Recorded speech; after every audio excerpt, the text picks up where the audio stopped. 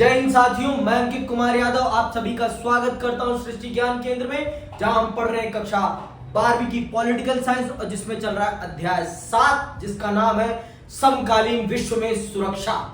यह अध्याय हमें सुरक्षा के अर्थ को समझाता है। हमने अभी तक सुरक्षा के दोनों महत्वपूर्ण पहलुओं को विस्तार पूर्वक समझ लिया है। हमने पारंपरिक धारणा को भी समझ लिया, हमने अपारंपरिक धारणा को भी बहुत विस्तार पूर्वक समझ लिया है। अब हम चल रहे हैं उससे आगे बढ़ने। अब हम चल रहे हैं सहयोग मूलक सुरक्षा को समझने। सहयोग मूलक सुरक्षा का क्या अर्थ है, इसका संबंध किससे है, किससे नहीं है।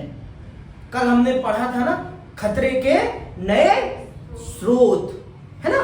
तो उसमें हमने क्या समझा था, हमने आर्थिक पहलू को समझा था, हमने स्वतंत्रता को समझा था, हमने खतरों को 3 भागों में बांटा था, है ना। राजनीतिक, आर्थिक, सामाजिक और नए उभरते हुए पहलू। उसमें हमने पर्यावरण को भी देखा, है ना। पर्यावरण, महामारी और भी चीजें थी। तो इन चीजों से अगर आपको अपने समाज को सुरक्षित करना है तो कैसे होगा, सहयोग से होगा, आपसी सहयोग से होगा। बीमारियों से बचना है तो हर देश को एक दूसरे का सहयोग करना पड़ेगा। अगर आप एंटीडोट बना रहे हैं तो उसका एंटीडोट मुझे भी, उसकी वैक्सीन आप मुझे भी प्रोवाइड करें, क्योंकि अगर वो वायरस दुनिया में कहीं भी रह जाएगा तो फिर से बीमारी के फैलने का डर है। समझ में आई बात। और अगर पर्यावरण से किसी देश को ज्यादा नुकसान हो रहा है तो सब देशों को उस पर मिलकर काम करना पड़ेगा। ऐसा नहीं है कि अगर ग्लोबल वार्मिंग बढ़ेगी, वैश्विक ताप वृद्धि होगी तो सिर्फ उसका प्रभाव इन पर पड़ेगा या इन पर पड़ेगा, कदापि नहीं, उसका प्रभाव मुझ पर भी पड़ेगा। ऐसा तो नहीं है ना कि जो एसी में बैठा है उस पर प्रभाव नहीं पड़ने वाला। अरे भाई, तू एसी में कितनी देर रहेगा, मैं मानता हूं तू जिंदगी भर एसी में रहे, मर जाएगा, एक न एक दिन वो एसी ही फूक जाएगी। इस बार आपने देखा होगा कि बहुत सारे एसी फूके इन गर्मियों में। क्यों फूके? क्योंकि बाहर का टेम्परेचर हद से ज्यादा गर्म, और वो एसी क्या फेंक रहा है, क्लोरोफ्लोरोकार्बन, है ना।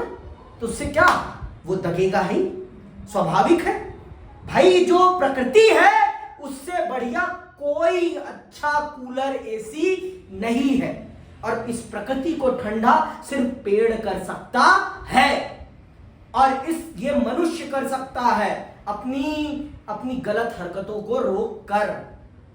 समझ में आई बात। और अगर मनुष्य ने अपनी इन गलत हरकतों को नहीं रोका तो मनुष्य बर्बाद हो जाएगा और ये पृथ्वी भी तबाह हो जाएगी। तो सुरक्षा, इसीलिए यहां पर लिखा गया सहयोग मूलक सुरक्षा। यहां पर आपकी सुरक्षा का तरीका ही है आपसी सहयोग। बिना आपसी सहयोग के आप सुरक्षा सुनिश्चित नहीं कर सकते हैं। अगर आपको समाज की सुरक्षा सुनिश्चित करना है तो आपको एक दूसरे का सहयोग करना ही पड़ेगा। बिना आपसी सहयोग के आप सुरक्षा सुनिश्चित नहीं कर सकते हैं। साफ सीधे शब्दों में मैं बोल रहा हूं, क्लियर है ना इतनी बात। यही बात यहां पर पढ़ेंगे भी हम। आइए पढ़ते हैं और जानते हैं, समझते हैं कि क्या है सहयोग मूलक सुरक्षा। तो देखिए, हमने देखा कि सुरक्षा पर मंडराते इन अनेक अपारंपरिक खतरों से निपटने के लिए सैन्य संघर्ष की नहीं बल्कि आपसी सहयोग की जरूरत है। अपारंपरिक तरीके की सुरक्षा सुनिश्चित करने के लिए सेना नहीं चाहिए, आपसी सहयोग चाहिए। आपसी सहयोग के बिना आप अपारंपरिक तरीके की सुरक्षा से बच नहीं सकते। आप पर्यावरण की समस्याओं से तभी निजात पा सकते हैं जब आप आपसी सहयोग करेंगे। बिना आपसी सहयोग के आप पर्यावरण की समस्या से निजात नहीं पा सकते। ग्लोबल वार्मिंग को कोई एक देश नहीं रोक सकता, इसके लिए दुनिया के सभी देशों को काम करना पड़ेगा।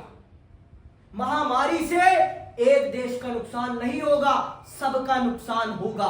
प्राकृतिक आपदा से अगर लगता है किसी को कि नेपाल में आई थी प्राकृतिक आपदा तो उसका प्रभाव हम पर नहीं पड़ेगा, आप पर भी पड़ेगा, क्योंकि पृथ्वी एक ही है, दूसरी नहीं है। अगर समुद्र गंदा होगा तो सब पर उसका प्रभाव पड़ेगा, नदियां खत्म होंगी तो सब पर उसका प्रभाव पड़ेगा। ये बात बहुत अच्छे से समझ लीजिए। कभी भूलिए मत कि कुछ चीजें भगवान ने ऐसी बनाई हैं जिनमें हम चाह कर भी एक दूसरे को इग्नोर नहीं कर सकते। अगर कोई सोचता है कि यमुना गंदी है तो उसका प्रभाव सिर्फ मथुरा में रहने वाले लोगों पर पड़ रहा है या दिल्ली में रहने वाले लोगों पर पड़ रहा है, तो ये गलत फहमी है। इसका प्रभाव पूरे भारत पर पड़ रहा है। इसका प्रभाव हम सब की हेल्थ पर पड़ रहा है। आज हम सब पेट की बीमारियों से ग्रसित हैं। क्यों ग्रसित हैं? क्योंकि पानी ही अच्छा नहीं है। पानी ही अच्छा नहीं है। खेतों में कौन सा पानी जा रहा है? केमिकल युक्त पानी जा रहा है, और जैसा पानी डालोगे वैसी फसल उगेगी। जो बोओगे काटोगे वही। बोया पेड़ बबूल का तो आम कहां से होए? बताओ मेरे भाई, आम कहां से खाओगे? जब आप गंध फैला रहे हो तो साफ जगह में नहीं रहोगे। आप सोचते हो कि पूरी कॉलोनी में गंध मचा दें और हम खुशबू वाले घर में रहेंगे, तो कदापि संभव नहीं है। चाहे जितना आप अपने घर में परफ्यूम मार लें, बाहर की बदबू आएगी ही आएगी। ये बात जान लीजिए। कुछ चीजों को रोका नहीं जा सकता। समझ में आई बात? आतंकवाद से लड़ने अथवा मानव अधिकारों को बहाल करने में भले ही सैन्य बल की कोई भूमिका हो, लेकिन गरीबी मिटाने, तेल तथा बहुमूल्य धातुओं की आपूर्ति बढ़ाने, अप्रवासियों और शरणार्थियों की आवाजाही के प्रबंधन तथा महामारी के नियंत्रण में सैन्य बल से क्या मदद मिलेगी, या कहना मुश्किल है। वस्तुतः ऐसे अधिकांश मसलों में सैन्य बल के प्रयोग से मामला और बिगड़ेगा।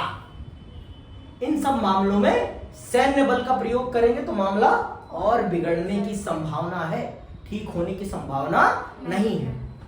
अब आप खुद देख लो, अफगानिस्तान बर्बाद करके अमेरिका चला गया अपनी सेना के बल पर। आप सेना के बल पर लोगों को डरा सकते हैं, लोगों को एक समय के लिए डरा सकते हैं। एक समय के बाद लोगों के मन से बंदूक का भी डर खत्म हो जाता है। सबको पता है एट द एंड मर जाएंगे, इससे ज्यादा क्या होगा? इससे ज्यादा कुछ हो सकता है? मौत तो निश्चित है। आज नहीं तो कल क्या कर लोगे? मार देना गोली, लेकिन आजादी हम लेकर रहेंगे। आजादी हम लेकर रहेंगे। भगत सिंह साहब ने यही तो सोचा कि मर जाएंगे लेकिन अपनी आजादी लेकर रहेंगे, और आज उसी का परिणाम है कि हम स्वतंत्र देश में रहते हैं और अपने मन में जो आता है हम कहते हैं। ये भगत सिंह साहब की वो सोच है। क्यों डरना भाई? एक दिन तो मौत निश्चित है। मौत से किस बात के लिए डरना? मौत से किस बात के लिए डरना? आज नहीं तो कल, कल नहीं तो आज, एक ना एक दिन तो उसे आना ही है। तो किसी से डरना किस बात के लिए? क्यों किसी नेता से डरना? क्यों किसी व्यक्ति से डरना? जो आपके आजाद ख्याल हैं उनको आप जिए, नहीं तो मानव और पशु में अंतर क्या रह जाएगा? हमसे ज्यादा स्वच्छंद तो मानव है, पशु है। फिर तो समझ में आई बात? मौत से क्यों डरना? मौत तो एक ना एक दिन आनी ही है, लेकिन ऐसा भी नहीं है कि मौत से नहीं डरना, बेवजह ही कूद जाओ। बेवजह नहीं, उचित कामों के लिए कभी किसी के सामने झुकने की जरूरत नहीं है, क्योंकि मौत तो एक ना एक दिन आनी ही है। यह परम सत्य है। जो आया इस धरा पर वो जाएगा इस धरा से। अगर किसी को यह कंफ्यूजन है कि मैं तो अमर हूं, अमर तो रावण भी नहीं था, तो आप कहां से अमर हो जाओगे? जिसके पास तो अमृत था, जब वो अमर नहीं हुआ तो आप कहां से अमर हो जाओगे? वो इतना परम ज्ञानी व्यक्ति अमर नहीं हो पाया, तो आप कहां से मूर्ख मानव अमर हो जाओगे? सोचो जरा, आगे सुनो। तो बहुत सारी समस्याएं ऐसी हैं जिन पे हमें आपसी सहयोग के बिना निवारण नहीं मिल सकता। तो आपसी सहयोग करें और निवारण की प्राप्ति करें। ज्यादा प्रभावी यही होगा कि अंतर्राष्ट्रीय सहयोग से रणनीतियां तैयार की जाए, सहयोग द्विपक्षीय, क्षेत्रीय, महादेशीय अथवा वैश्विक स्तर का हो सकता है। यह इस बात पर निर्भर करेगा कि खतरे की प्रकृति क्या है और विभिन्न देश इससे निपटने के लिए कितने इच्छुक तथा सक्षम है। सहयोग मूलक सुरक्षा में विभिन्न देशों के अतिरिक्त राष्ट्रीय स्तर की अन्य संस्थाएं जैसे अंतरराष्ट्रीय संगठन, संयुक्त राष्ट्र संघ, विश्व स्वास्थ्य संगठन, विश्व बैंक, अंतरराष्ट्रीय मुद्रा कोष आदि, स्वयंसेवी संगठन, एनएसटी इंटरनेशनल, रेड क्रॉस, निजी संगठन तथा दानदाता संस्थाएं, चर्च और धार्मिक संगठन, मजदूर संगठन, सामाजिक और विकास संगठन, व्यावसायिक संगठन और निगम तथा जानी मानी हस्तियां जैसे नेल्सन मंडेला, मदर टेरेसा शामिल हो सकती हैं। तो आपको खुद निर्धारित करना पड़ेगा कि समस्या की प्रकृति क्या है और फिर उसके हिसाब से आपको आपस में सहयोग करना पड़ेगा। बिना सहयोग के कुछ नहीं हो सकता। अगर आप इस चीज को नहीं समझेंगे तो आप कुछ भी नहीं कर पाएंगे। समझ में आई बात? आप कुछ भी नहीं कर पाएंगे, इस बात को आप समझ लीजिए। आपसी सहयोग ही हर समस्या का निदान है और बिना आपसी सहयोग के इस धरती पर जीना असंभव है। असंभव कह रहा हूं मैं। सबको एक दूसरे की जरूरत है। अगर कोई कहता है कि भैया मुझे तेरी जरूरत नहीं, चलो भाई, समय बता देगा कि आपको मेरी जरूरत है या नहीं है। ये समय बताएगा। अभी तो मैं कुछ नहीं कह सकता। कौन कब किसके जरूरत आ जाए कोई पता नहीं है। तो किसी से दुश्मनी मत लो। क्या मतलब है दुश्मनी का? किसी से भी दुश्मनी मत लो। और ले रहा है तो फिर बोलो भाई, मार ले, इससे ज्यादा क्या करूं मैं? जान ले ले, इससे ज्यादा क्या कर लेगा तू मेरा? इससे ज्यादा तो कुछ ले नहीं सकता मुझसे मेरा। ले ले भाई, जो करना है कर ले। फिर तुझे भी पता चल जाएगा मेरी जान लेने के बाद कि तेरे साथ क्या होगा। फिर तुझे कहां जाना पड़ेगा तू खुद समझ जाएगा। तू कितना आजाद परिंदा है अभी, और फिर मेरी जान लेने के बाद कितना आजाद रह जाएगा तुझे खुद पता चल जाएगा। तुझे खुद पता चल जाएगा। कितनी बड़ी बात आ गई ना, राइम है ना इसमें। तुझे खुद पता चल जाएगा। कहानी खत्म है। आगे आते हैं।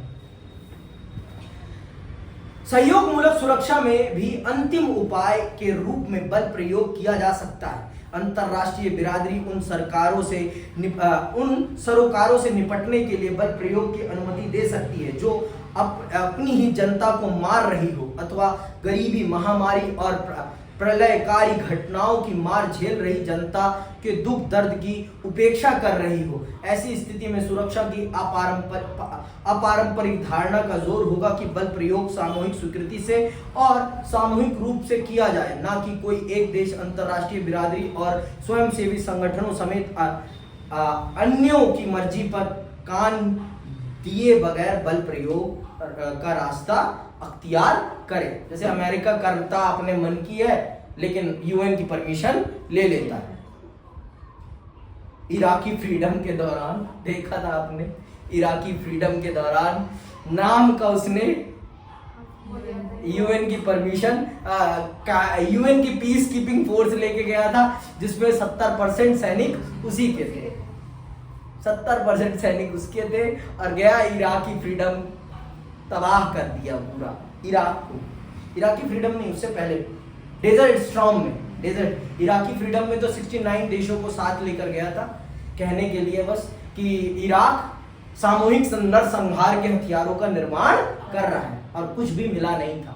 बस उसे सद्दाम हुसैन को मारना था क्योंकि सद्दाम हुसैन उसकी ताकत पर एक बड़ा प्रश्न चिन्ह खड़ा कर रहा था। समझ में आई बात?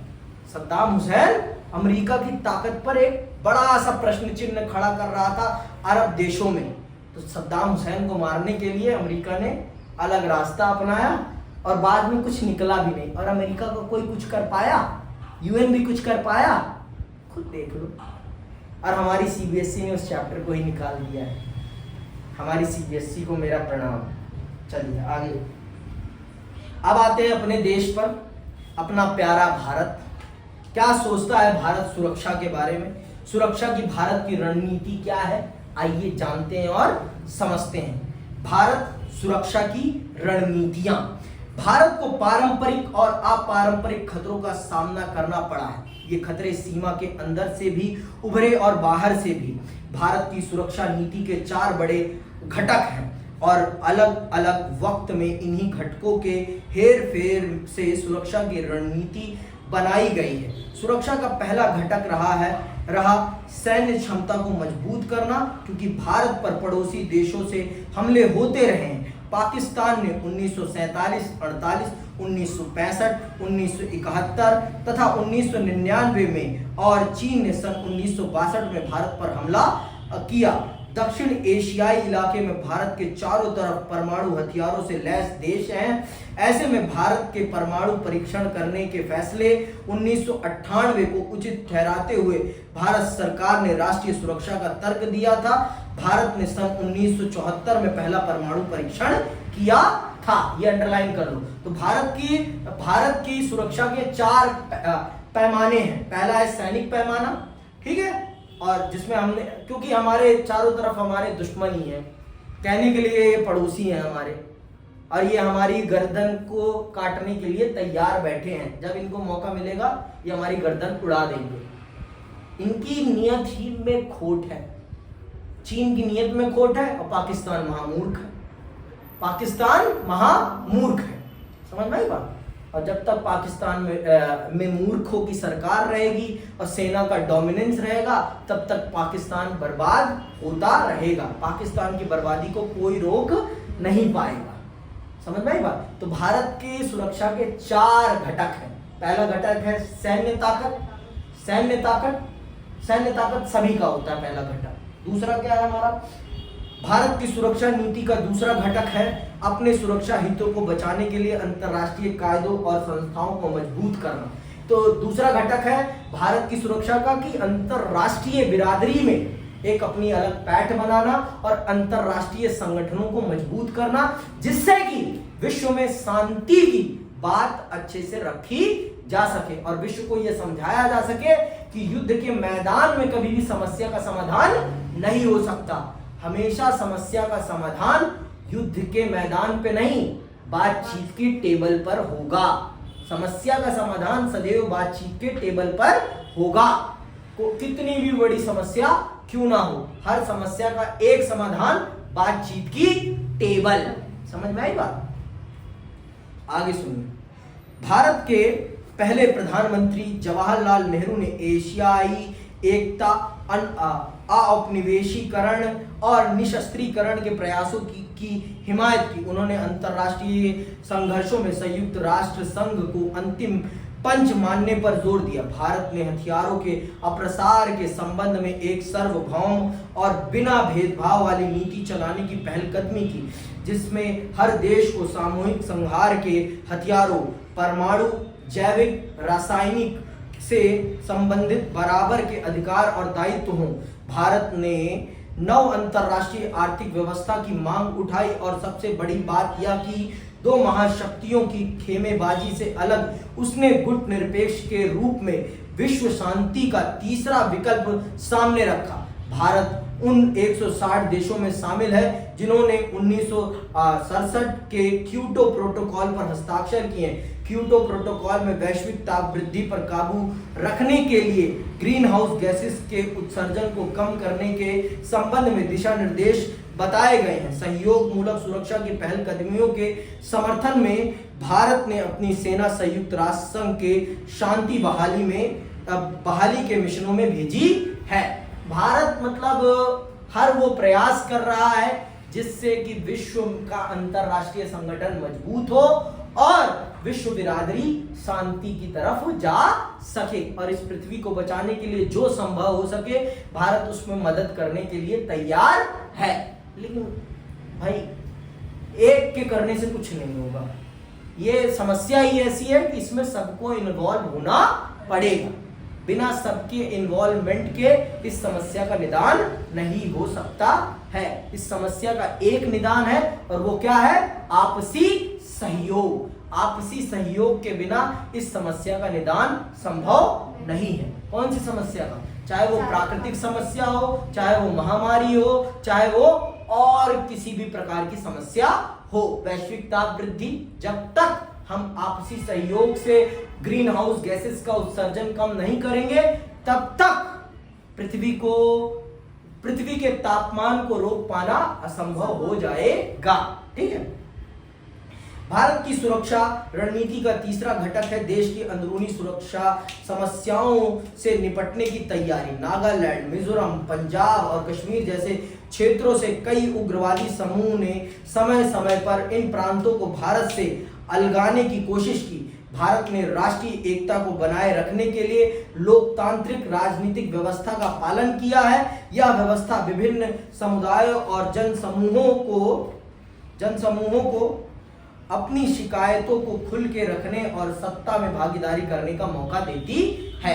भारत ने सदैव उन आंतरिक कलहों को बातचीत के माध्यम से समाप्त करने का प्रयास किया है जो भारत से उन क्षेत्रों को अलग करने का प्रयास कर रहे थे। तो इस विषय को हम विस्तार पूर्वक समझेंगे अपने आने वाली किताब में क्षेत्रीय आकांक्षाओं में, कि भारत ने अपने अंदरूनी समस्याओं का बातचीत के माध्यम से किस प्रकार समाधान किया। और बातचीत ही आखिरी तरीका है। बंदूक किसी भी समस्या का तरीका, समाधान का तरीका नहीं है। अगर किसी भी मूर्ख को यह लगता है कि बंदूक से वो समस्या का समाधान कर सकता है, तो ये कदापि संभव नहीं है। बातचीत ही एक ऐसा तरीका है जिसके माध्यम से हर समस्या का समाधान हो सकता है। तात्कालिक गुस्सा आपको मौत के घाट उतार सकता है, समस्या का निदान नहीं कर सकता। तात्कालिक गुस्सा आपको जीवन से वंचित कर सकता है, लेकिन समस्या का समाधान नहीं कर सकता।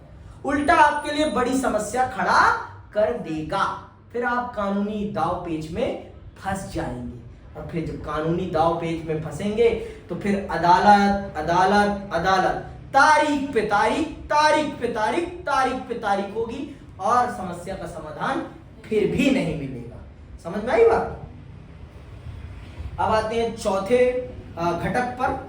आखिर में एक बात यह है कि भारत में अर्थव्यवस्था को इस तरह विकसित करने के प्रयास किए गए हैं कि बहुसंख्यक नागरिकों को गरीबी और अभाव से निजात मिले तथा नागरिकों के बीच आर्थिक असमानता ज्यादा ना हो। ये प्रयास ज्यादा सफल नहीं हुए हैं। हमारा देश अब भी गरीब है और असमानताएं मौजूद हैं। फिर भी लोकतांत्रिक राजनीति से ऐसे अवसर उपलब्ध हैं कि गरीब और वंचित नागरिक अपनी आवाज उठा सके। लोकतांत्रिक रीति से निर्वाचित सरकार के ऊपर दबाव होता है कि वह आर्थिक समृद्धि को मानवीय विकास का सहगामी बनाए। इस प्रकार लोकतंत्र सिर्फ राजनीतिक आदर्श नहीं, लोकतंत्र शासन जनता को ज्यादा सुरक्षा मुहैया कराने का साधन भी है। इस संदर्भ में भारतीय लोकतंत्र की सफलता और असफलता के बारे में आप एक और किताब में विस्तार से पढ़ेंगे। यह किताब स्वतंत्रोत्तर भारत की राजनीति पर केंद्रित है। तो ये बातें आप समझ लीजिए। बिना आर्थिक समानता के समाज को सुरक्षित नहीं किया जा सकता। समाज की सुरक्षा का एक ही तरीका है, वो है आर्थिक सुरक्षा। जिस दिन आप आर्थिक तौर पर सुरक्षित हो जाएंगे, आपके अंदर सारे के सारे जो विद्रोह है अपने आप समाप्त हो जाएंगे। अरे जब आपको मूलभूत चीजें मिलने लगेंगी तो आप विद्रोह करोगे अपनी सरकार का? कभी नहीं करोगे। इंसान की प्राथमिक जरूरत क्या है? रोटी, कपड़ा, मकान, अच्छा घर और शिक्षा। रोटी, कपड़ा, मकान, अच्छी शिक्षा और आज के टाइम पे इंटरनेट, है ना? बस इतनी जरूरत है। इससे ज्यादा किसी को कुछ नहीं चाहिए। इतनी जिसकी पूरी होती रहेगी वो कभी भी सरकार का विरोध नहीं करेगा। और जहां इन चीजों की कमी रहेगी वहां पर आतंकवादी भी पैदा होंगे, वहां अपराधी भी पैदा होंगे, वहीं क्रांतिकारी भी पैदा होंगे। समझ में आई बात? और इसी के साथ ये अध्याय आपका समाप्त होता है और मैं आपसे विदा लेता हूं। जय हिंद, जय भारत।